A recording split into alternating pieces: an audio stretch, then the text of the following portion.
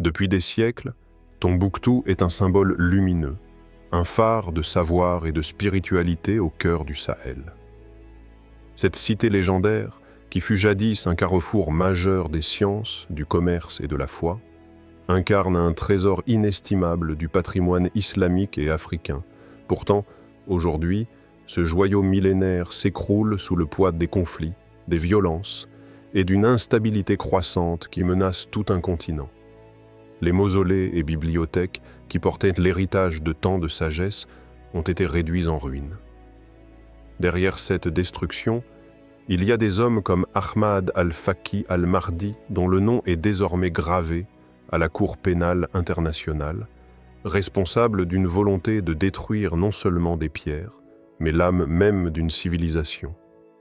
Mais cette chute n'est pas un simple hasard ni une catastrophe isolée. Elle s'inscrit dans un scénario plus vaste, où des forces invisibles et des signes anciens se manifestent sur la scène du Sahel. Là, entre désert et savane, une ombre plane. Une ombre que les croyants nomment avec espoir et crainte. L'ombre du Mahdi, le guide promis qui viendra restaurer la justice et la paix. Au-delà des ruines physiques, au-delà des menaces géopolitiques, c'est une lutte profonde qui se joue. Celle entre la lumière et les ténèbres, entre le désespoir et la foi, entre la division et l'unité. Dans cette vidéo, nous allons plonger ensemble au cœur de cette crise majeure. Nous explorerons les événements qui secouent Tombouctou, les signes prophétiques annonçant l'avènement du Mahdi, la situation alarmante qui met l'Algérie en état d'alerte, et surtout ce que tout cela signifie pour nous en tant que croyants et chercheurs de vérité. Ce voyage ne sera pas qu'une simple chronique des faits. Il sera une invitation à la réflexion, à la méditation, à la préparation spirituelle. Car dans ces temps troublés, l'essentiel est de comprendre non seulement ce qui se passe autour de nous, mais aussi ce qui se passe en nous. Alors, avant que les ténèbres ne s'étendent davantage, ouvrons ensemble les yeux et le cœur. Car c'est dans cette lumière intérieure que naît la force véritable pour traverser les épreuves et accueillir la promesse d'un monde renouvelé. 1. La chute de Tombouctou.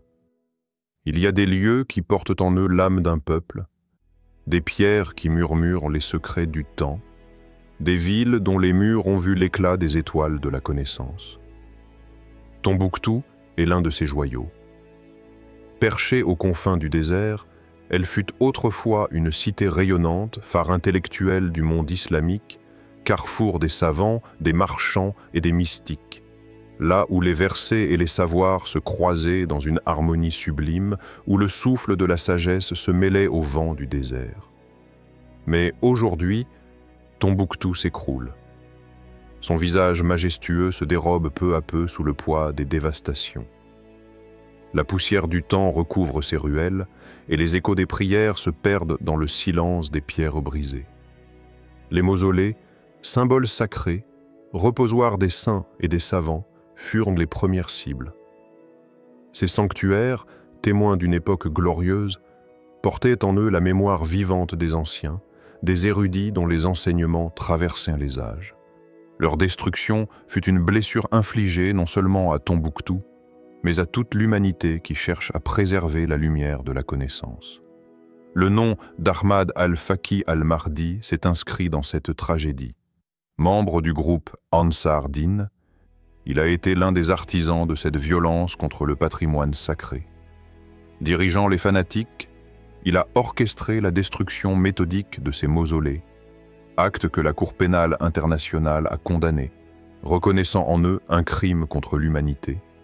Mais derrière ces gestes violents, que se cache-t-il? Quelle douleur profonde pousse un homme à s'attaquer à ce qui est sacré? Une histoire pour toucher le cœur. Il existe une vieille légende malienne que les anciens racontent encore au crépuscule. Elle parle d'un homme qui, aveuglé par la colère et l'ignorance, se jeta un jour dans un puits. Mais, en touchant le fond, il vit la lumière qui brillait au-dessus, et comprit que la lumière véritable ne pouvait être détruite, même par les mains les plus obscures. Ce même homme, une fois sorti du puits, décida de réparer ce qu'il avait brisé, bâtissant pierre après pierre un temple à la connaissance et à la paix. Ce conte simple nous interpelle. Sommes-nous prêts à toucher le fond pour enfin voir la lumière? Pouvons-nous dépasser la destruction et la haine pour reconstruire l'âme même de notre civilisation? Question profonde. Face à cette tragédie, une question s'impose. Que faisons-nous, chacun à notre échelle, pour protéger ce qui est sacré dans nos vies, que ce soit la foi, la connaissance ou la paix intérieure, face aux forces qui cherchent à les détruire? Il est facile de pointer du doigt les fautes des autres, mais plus difficile est le combat intérieur contre les ténèbres qui sommeillent en chacun de nous. L'histoire de Tombouctou est aussi un miroir. Elle nous invite à une profonde introspection spirituelle. Réflexion spirituelle. Le silence qui entoure aujourd'hui Tombouctou nous rappelle une vérité universelle méditée par nos sages. La lumière divine ne peut être éteinte par la violence, car elle réside au cœur même de l'âme humaine. Ainsi, lorsque les pierres de Tombouctou tombent, elles appellent ceux qui croient à éveiller leur propre lumière intérieure, à entretenir la flamme de la connaissance, du respect et de la spiritualité. Le combat n'est pas uniquement matériel, mais spirituel. La dévastation de Tombouctou nous fait comprendre que le véritable combat contre l'obscurité commence dans le cœur et l'esprit de chaque croyant. Le Mahdi, selon les traditions, viendra dans un temps où la lumière devra à nouveau triompher de l'obscurité, où la sagesse renaîtra de ses cendres. Toi qui regardes, entends l'appel silencieux de ces pierres brisées. Regarde au-delà des ruines, vers l'essence même de ce qu'elles représentaient, la quête incessante de la lumière, du savoir et de la foi. La chute de Tombouctou n'est pas une fin, mais un cri à l'éveil spirituel. Ce cri, es-tu prêt à l'entendre? Les signes du Mahdi. Il existe, au cœur des traditions islamiques, un murmure ancien porté par le vent des siècles. Un appel mystérieux qui prédit la venue d'un guide éclairé, le Mahdi. Avant que cette lumière ne se manifeste pleinement, des signes doivent s'élever sur la terre, comme des ombres annonçant l'aube. Ces signes, inscrits dans les prophéties des anciens, vibrent aujourd'hui dans l'air du Sahel et au-delà. L'armée de Sufyani engloutit Abaïda. Imaginez une armée immense, avançant avec arrogance et injustice, ses pas résonnant sur une terre sacrée. Cette armée porte le nom de Sufyani, figure de tyrannie et de corruption dont le cœur est empli d'oppression. Mais cette marche de ténèbres rencontre la terre elle-même qui se fend, s'ouvre et engloutit les guerriers sans pitié. Baïda, ce lieu symbolique, devient alors théâtre d'un jugement divin silencieux mais implacable. Cette vision prophétique illustre que l'injustice, aussi puissante soit-elle, ne peut triompher face à la volonté d'Allah. Elle nous invite à considérer, lorsque le mal semble envahir le monde, n'est-ce pas souvent la terre, la nature, le destin, qui finit par rétablir l'équilibre? Le cri céleste. Et puis, il y a ce cri, unique et puissant, qui résonnera dans le ciel et sur la terre. Un cri céleste que tous entendront, même les cœurs les plus endurcis. Ce cri n'est pas une simple voix, mais une vibration divine, un appel à l'éveil, un souffle sacré traversant les cieux et éveillant la conscience humaine. Il n'appartient ni aux riches ni aux puissants, mais à chaque âme prête à entendre la vérité et à se lever pour la justice. Ce cri traversera les vallées, les montagnes, les déserts, comme un écho d'espoir porté par le souffle de la foi. Il est la promesse que malgré les nuits les plus sombres, l'aube viendra. L'apparition de Yamani et Soufiani. Parmi les figures prophétiques, deux silhouettes s'opposent dans une danse cosmique de lumière et d'ombre. Yamani, porteur de vérité, de justice et de paix, se lève comme un phare dans la tempête. Son appel invite à la solidarité, à la rectitude et à la foi profonde. À ses côtés se dresse Sufyani, incarnation de la tyrannie, de la division et de la haine, ce mur de chaos et d'injustice. Le combat entre ces deux forces n'est pas seulement extérieur, mais intérieur, dans le cœur de chaque croyant. Le Mahdi viendra pour guider vers la lumière Yamani, dissiper les ombres de Sufyani et restaurer la justice divine. Question d'éveil. Alors, aujourd'hui, où en sommes-nous? Ces signes ancestraux se manifestent-ils devant nos yeux? Les conflits, les injustices, les tensions croissantes dans le Sahel et au Maghreb sont-ils les échos de ces prophéties? Ce questionnement est une invitation profonde à ouvrir les yeux de l'âme, à discerner entre les apparences, à se préparer intérieurement, à cultiver la patience et la vigilance. Invitation à la méditation. Chaque signe est une porte ouverte sur un mystère plus grand, un appel à la conscience spirituelle. Le Mahdi n'est pas seulement une figure à attendre, mais une lumière à incarner. Son ombre plane sur le Sahel, non pas comme une menace, mais comme un rappel que la justice divine finira par triompher. Alors que le sable du désert s'agite sous le vent, que les peuples du Sahel regardent vers l'horizon, c'est le moment de méditer. Sommes-nous prêts à reconnaître la justice quand elle se manifestera? Sommes-nous prêts à écouter le cri céleste qui résonne dans nos cœurs? 3. L'Algérie en alerte. Au carrefour du Maghreb et du Sahel, l'Algérie se tient aujourd'hui sur une ligne de front invisible mais palpable. C'est une frontière chargée d'histoire, de défis et désormais d'une tension croissante. Depuis plusieurs années, les groupes terroristes tels qu'Al-Qaïda au Maghreb islamique, AQMI, exploitent cette zone désertique, utilisant ses vastes étendues et ses frontières poreuses pour étendre leur influence. Cette région stratégique est devenue un terrain fertile pour l'instabilité, où la fragilité politique et économique se mêle aux ambitions de groupes armés. L'ombre du chaos plane sur cette terre, menaçant non seulement la sécurité locale, mais aussi la stabilité régionale et par extension, la paix dans tout le Maghreb. Face à cette menace grandissante, les autorités algériennes ont multiplié les mesures de vigilance. Des opérations militaires ciblées sont menées régulièrement pour contenir l'expansion des groupes terroristes. La surveillance aux frontières est renforcée et les renseignements sont scrutés avec une attention redoublée. L'Algérie est aujourd'hui un gardien vigilant d'un équilibre fragile. Témoignage sur le terrain. Ahmed, un officier de la sécurité frontalière, confie « Chaque jour, nous sommes confrontés à des défis complexes. La nature du terrain, les réseaux locaux et l'appui international rendent cette lutte difficile. Mais notre devoir est clair.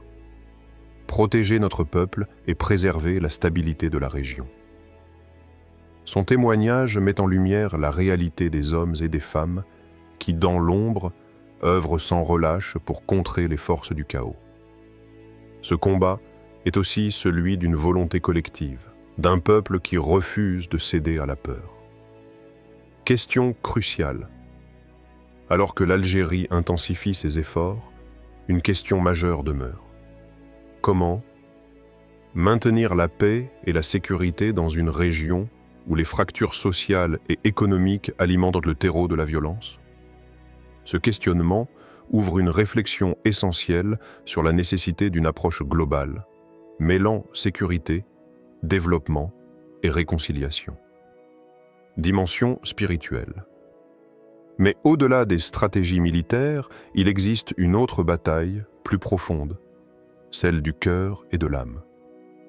L'instabilité qui menace le Sahel n'est pas seulement une crise politique ou militaire, elle est aussi un appel à la réconciliation intérieure, à la purification des cœurs à la renaissance spirituelle. Les traditions nous rappellent que les périodes de troubles sont aussi des moments d'épreuve et de purification, où les croyants sont invités à renforcer leur foi, à rester unis et à ne pas céder à la division.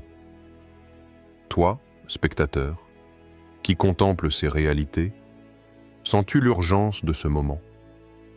Es-tu prêt à soutenir, par la prière, la patience et l'engagement spirituel, ceux qui luttent pour la paix? Car la stabilité extérieure est souvent le reflet d'un équilibre intérieur. 4. L'appel à la réflexion. Lorsque les tempêtes du monde grondent et que les cœurs sont secoués par les épreuves, c'est dans la lumière de la sagesse ancienne que l'âme trouve refuge. La sagesse islamique, héritage précieux transmis à travers les âges, nous guide sur ce chemin sinueux où la patience devient une force et la foi un bouclier. Le prophète Muhammad, paix soit sur lui, a tracé cette voie d'espérance. La patience est la clé de la délivrance, a-t-il enseigné, rappelant que chaque difficulté porte en elle la semence d'une bénédiction cachée. La patience face à l'adversité, face à la chute de Tombouctou, à la menace grandissante sur le Sahel et à l'alerte en Algérie, la tentation peut être grande de céder à la peur ou à la colère. Pourtant, la patience n'est pas une résignation, mais un acte de courage, une ancre solide qui maintient le croyant au milieu des flots agités. Chaque difficulté est une école, un appel à purifier le cœur et à fortifier l'esprit.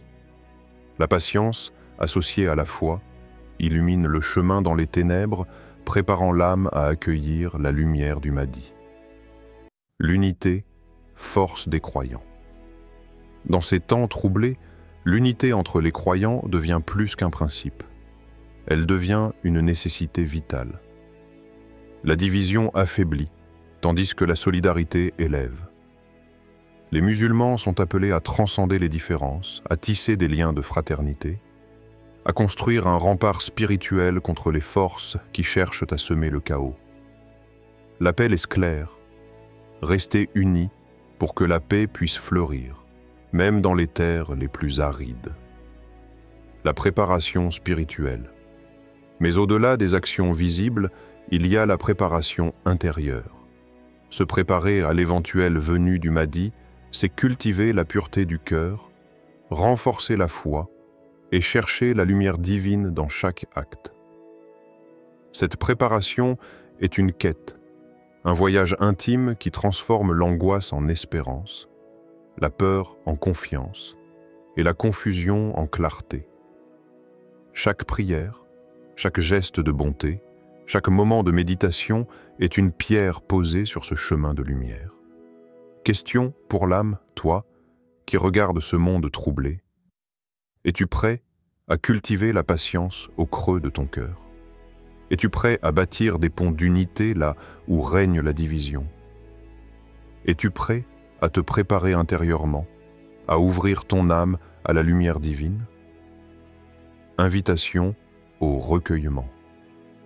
Le souffle du désert murmure encore, portant avec lui l'appel à la paix, à la foi et à l'espérance renouvelée. Écoute ce murmure, réponds à cet appel, car c'est dans cette lumière que réside la véritable force. Alors que nous terminons ce voyage au cœur du Sahel, entre les ruines de Tombouctou et l'ombre du Mahdi qui plane, une vérité s'impose. Ce que nous vivons est bien plus qu'une crise géopolitique. C'est un appel à réveiller la conscience, à retrouver la foi et à unir nos forces dans la paix et la patience. La situation en Algérie, l'effondrement de ce haut lieu spirituel, les signes prophétiques, tout cela nous interpelle. Il ne s'agit pas seulement d'observer passivement, mais de s'engager intérieurement, de renforcer notre lien avec le divin et avec notre communauté. La patience, enseignée par le prophète Mohammed, paix soit sur lui, devient alors notre bouclier, notre lumière dans l'obscurité. L'unité, Cette force immatérielle mais puissante est notre rempart contre la division et le chaos. Et dans cette attente, dans cette préparation silencieuse, le message d'Allah nous rappelle que la justice triomphera, que la paix s'établira, et que le Mahdi viendra restaurer la vérité. Ce moment est un test, une épreuve pour chacun d'entre nous. Sommes-nous prêts à écouter l'appel à la réflexion, à agir avec foi et sagesse? Sommes-nous prêts à cultiver la lumière en nos cœurs, à être des porteurs de paix dans un monde secoué par la tempête? Regarde autour de toi, regarde en toi. Le chemin est tracé. C'est un chemin de patience, d'unité et de foi profonde. Ce chemin nous prépare à accueillir, avec espoir et confiance, l'ère nouvelle que le Mahdi inaugurera. Je t'invite à garder cette lumière vivante, à partager ce message, à prier pour la paix et la stabilité dans le Sahel, en Algérie et dans le monde entier. Que la sagesse, la foi et la paix soient avec toi, aujourd'hui et toujours.